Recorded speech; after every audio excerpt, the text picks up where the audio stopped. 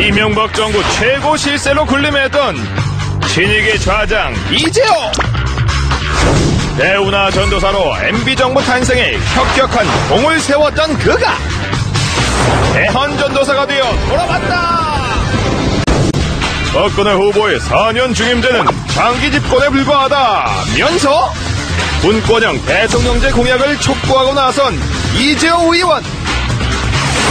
연일 박근혜 후보에게 각을 세우며 선대위 참여 요청을 거부하고 있는 그의 진짜 속마음은 무엇일까? 대선까지 이제 남은 시간은 35일. 킹메이커 이재호는 과연 박근혜와 한 지붕 한 가족이 될 수 있을 것인가? 새로운 정치 세력을 꿈꾸는 왕의 남자 이재호 의원을 지금 바로 만나보자.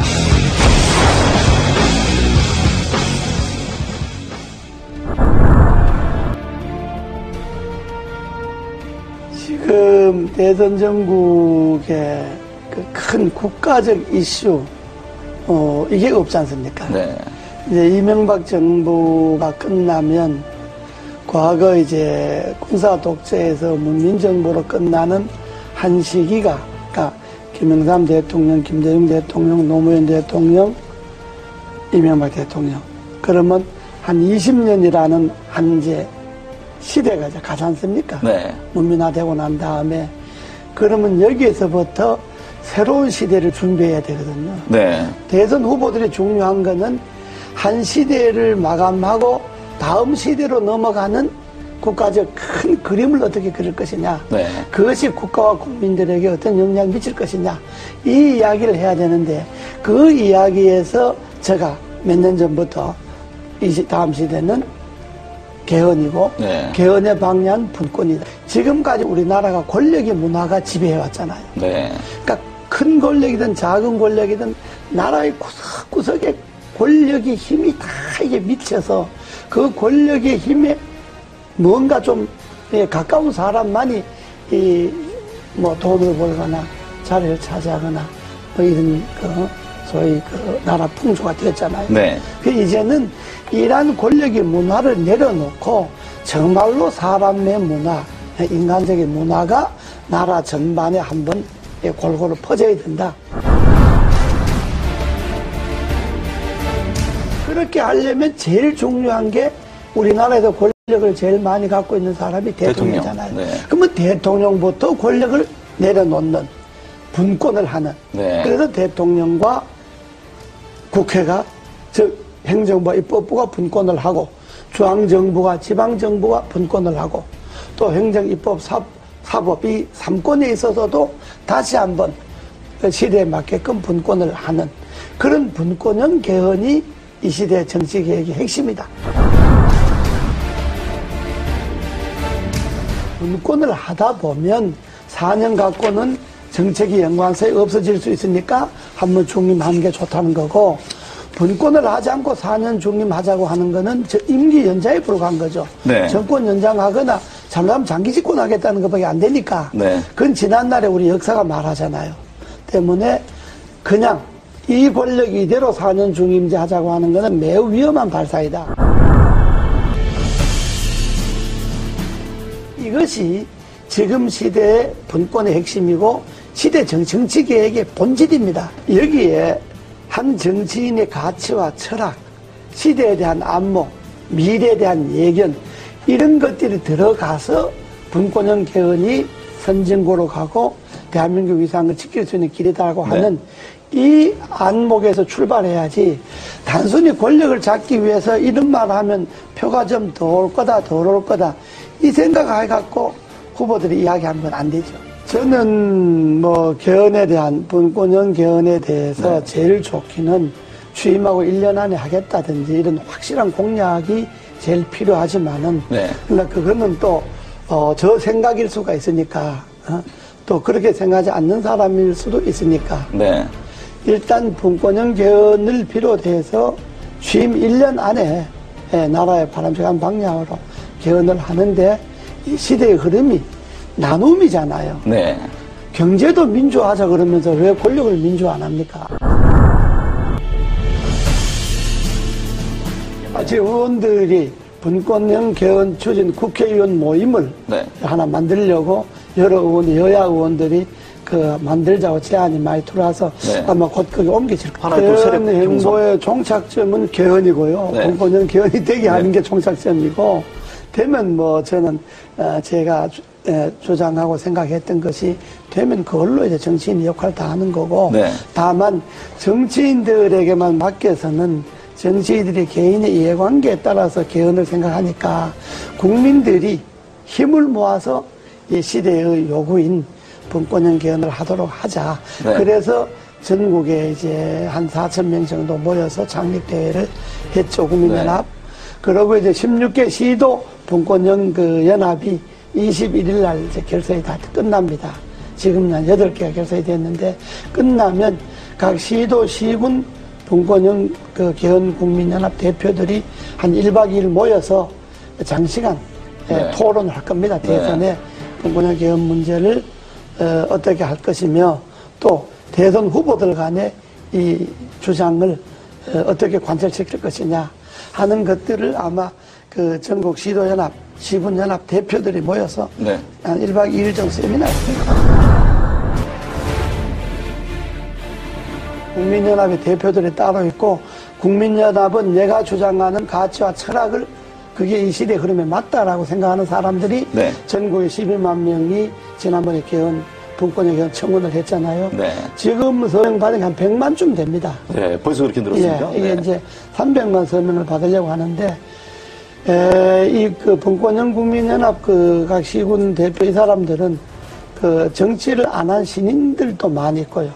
정치권에 있었던 사람들도 있고. 네. 그러니까 정말로 이 분권이 맞다, 시대 흐름의 분권이 맞다라고 생각하는 일반 국민들이 참여를 해서 11만 명 쉽게 네. 발기내 서명해서 우리가 개헌 국회 청원 나오고. 그렇다면, 일반적인 그런 제야단체, 연합, 이런 정치단체가 아니고, 네. 하나의 가치를 두고 뭉친 그러니까요. 그런 시민들, 국민들 그러니까 정파를 모임이기 떠나서 때문에 가치 제안으로 하겠다는 그렇습니다. 거 아닙니까? 모임이기 때문에 그거는 지금 발기인으로 개헌 청원한 것만 해도 12만 명이고, 지금 거기에 가두 서명을 한 사람만 해도 100만 명이 100만 명. 넘으니까 아마 국민연합의 결정이 어느 정도 효과가 있을는지는 아직 모르겠습니다만은, 그러나 대선 전국에 간과해서는 안 될 거예요.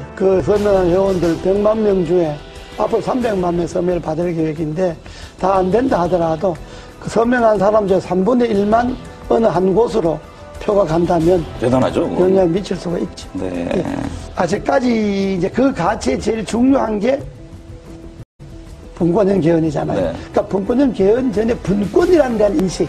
그렇죠. 지금 시대는 나누고 시대다.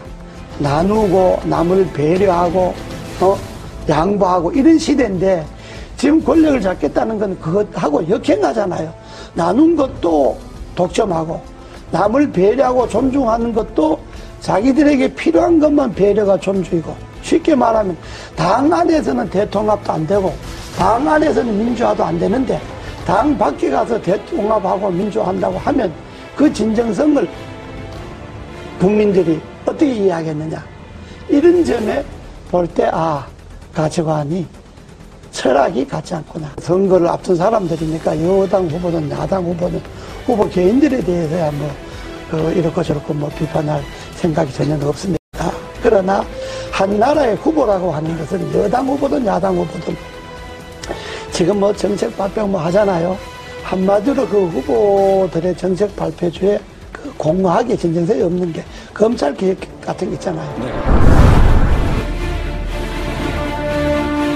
검찰 개혁도 우리 헌법에 보면, 헌법 12조인가에 보면요, 영장 청구를 검사만이 하게 되어 있습니다. 그렇죠. 이게 검찰이 기소 독점으로 이어지잖아요. 네. 이게 전 세계 우리나라밖에 없습니다. 그럼 이 헌법 조항을 그대로 두고 어떻게 검찰 개혁이 가능합니까? 영장은 수사를 할 수 있는 기관이 청구하도록 하고 발부는 법원에서 하도록 한다는 이 조항이 개헌되지 않고 그 개헌을 그대로 놔두고 어떻게 검찰 개혁을 할 수가 있겠습니까? 지방분권이 문제잖아요. 네. 지방분권도 지금 헌법에는 뭐가 되어 있느냐 그러면 지방자치단체는 선임하게 돼 있어요, 헌법에. 그 선출해서 임명한다는 이야기거든요. 선임하게 돼 있으니까 지방 분권이 안 되는 거예요. 네.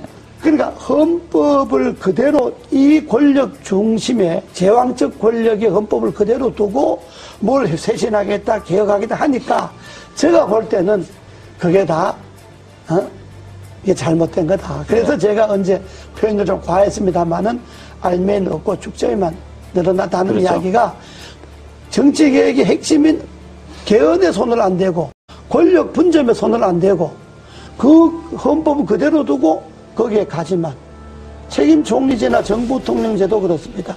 현재 헌법을 그대로 두고 대통령이 총리를 임명하고 해임할 수 있는 권한을 갖고 있는데 어떻게 총리인데 권한이 갈 수가 있겠습니까? 한계가 있는 거죠. 저는 이번에 그 검찰 개혁에 있어서 핵심은 헌법에 소위 검사만이 영장을 청구할 수 있다든지 네. 소위 기소 독점이 이거 없어져야 된다고 보는 그게 제 핵심입니다. 예, 헌법 안에서 검찰의 그 독점 권한이 없어지지 않는 한은 뭐 어떤 계획도 될 수가 없고 말씀을 지금 들어보니까 예. 경찰과 뭐 검사 수사를 두고 경찰 다투잖아요. 네.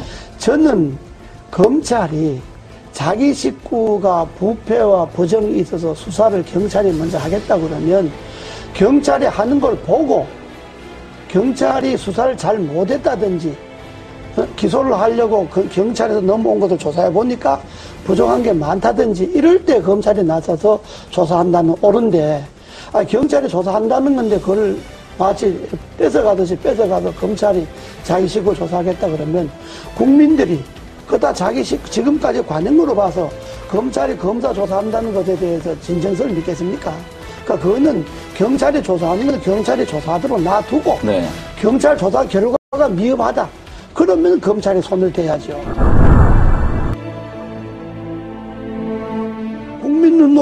국민이 눈높이에 자기를 맞춰서 정치를 해야 되는데 되게 정치한 사람들 자기 눈높이에 국민을 보고 그렇다면 국민이 동의가 있으면 헌법도 무슨 뭐 국민의 동의가 있어서 개헌한다. 아니 당연히 국민이 뭐 안을 내야 동의를 하든지 반대하든지 하죠. 네. 국민들이 무슨 분권을 하라든지 뭘 하라든지 안을 국민들이 냅니까? 정치권에서 이런 안을 내야 그래야 국민들이 동의를 하든지 반대를 하든지 하듯이 안도 안 내놓고 뭘 갖고 국민들이 동의를 합니까? 네. 그것처럼 그런 것이 다 국민들로 볼 때는 진정성이 없는 이야기다 이런 이야기.